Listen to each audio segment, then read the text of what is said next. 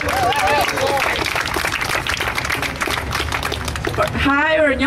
my name is Gashua.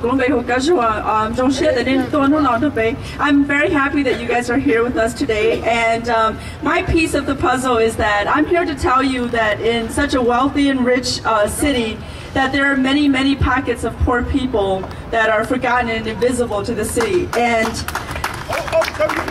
my voice today is to talk about Freedom Inc., how we started. Freedom Inc. is a nonprofit organization, and we started about 6 years ago because we saw that in the city of Madison there was nothing for our people, meaning low income, poor, Southeast Asian, black, brown, whoever, and that we wanted to create a space, and we wanted to create resources, and we wanted to take what belonged to us in a city that was ranked #1, I think, at that time to live in, but it wasn't #1 for us. It was basically like, why are we here?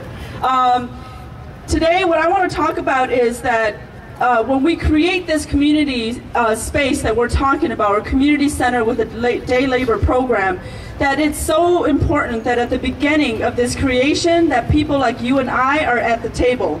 Because who better to know what's needed, where it should be, than people like us. So instead of like putting all these millions into these buildings that I've never been in, such as, I think, the OWH Center, the building behind us, the Monona Terrace, something where you have to pay millions just to get a room to have a meeting. These are not spaces for people. No. So if you do not create spaces for people, this becomes the space for people. Yes. This is public ground. I'm a firm believer, as a refugee child who came to this country, who have parents who are struggling to make a living, whose mother had to work 3 jobs to survive, that at any point, anyone can be homeless. Okay? And sometimes even for myself, when things get too hard, you want to be able to say, today I just want to lounge at the park and not get a ticket. And why should that be a criminal act? Thank you. So I am a firm believer that at any point, I don't care who you are, you can be homeless. Yes. Okay? We're asking for you all to help us build a community space that's for the people. I know that there's many community centers throughout the city of Madison, but how many of them on the leadership level reflects the people who need to use this space? Exactly. How many of these community centers are office space versus community space? Yeah. That's why we're requesting that there be resources and money to put into a community space that's by the people, for the people, so that we can be responsible and hold each other accountable for how this space is going to be used. Power to the people! Power to the people! I just want to end with, for those of you who have not been involved in Freedom Inc., or Operation Welcome Home, or Women Rise Up, or all of the small organizations that are led by people of color and for people of color, I just want to tell you all that there is a movement in Madison, and that movement is with people on the ground, trying to solve and come up with solutions that match the need. And I want you all to join us, that no more can you create solutions that you think match what our needs are. We will come to the table with the solutions, and we need you to come to the table with resources. So thank you. Power to the people. My name is Gerald. Assalamu alaikum.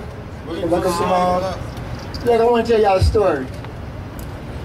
I was doing volunteer work, right, on the north side, a thrift shop, and I was taken off the job because of my criminal background. I'm doing volunteer work. I'm not asking for any money. I'm homeless. I need something to do. And I was asked to leave because of my background. Also, I had an apartment at 41 South Franklin Street. I moved in on a Monday. I was evicted on a Thursday because of my background. Good thing I had my storage. You know, I mean, you folks, you out here, you know, I really appreciate that. You know, you're giving us support. But at the same time, we need help. We don't need to be turned around or turned down because of background, criminal history, etc., etc. We need jobs just like anybody else.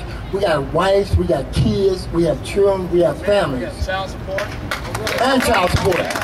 But at the same time, if we don't make a stand right now, we will never make a stand.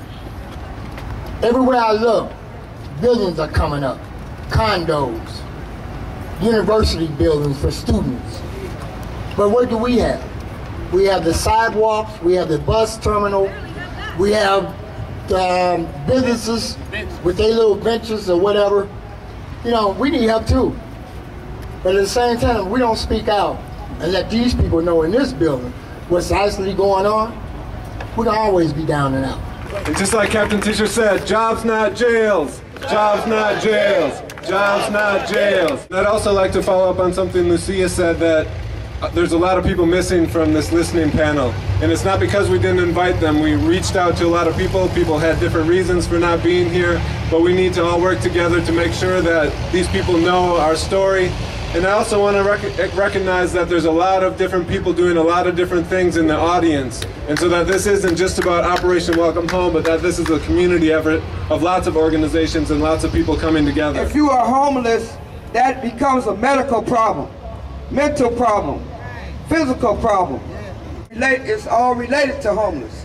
Whether you are a veteran or anything, it's all got to do with being homeless. And that's like poverty-stricken. And nobody needs to be poverty-stricken, because I'm a war on poverty-stricken. Nobody needs to live in a rat-infested house, roaches or anything, or a rundown shack. You know what I'm saying? Because I'm home, I lived in a shack. I live with roaches, I live with rats. I live in a crowded room. I live with unclean filth. And it was filthy, that's nasty, and that's germ infested, and that's a health problem. Because people get sick when they are unhealthy, and that becomes a medical problem. Nobody can afford to go to the doctor, they can't afford to go to the clinic. They don't have insurance to go to the doctor. We all need to help these communities, volunteer, give your time. You don't have to have money. Just give your time to these communities. People need help. I have been homeless for a long time. Slept in the park, on benches, and in the bathroom over there. And these people right here, Operation Welcome Home, they came and picked me up, and I've been straight ever since. Once upon a time, I was at Brittenham Park on the west side, right there on West Wash. The Madison police officers came and harassed me and my friends and comrades, and they displaced us. And what they did was take us to jail in their paddy wagons, and they threw away all my belongings. And I was a married man at one time. I am a widower. My wife passed away, and I had one picture. And the Madison police officers had took that away from me. And I could never, ever replace that picture and the feelings I have for my wife. I've been here for 5 days. I'm scared, I'm homeless.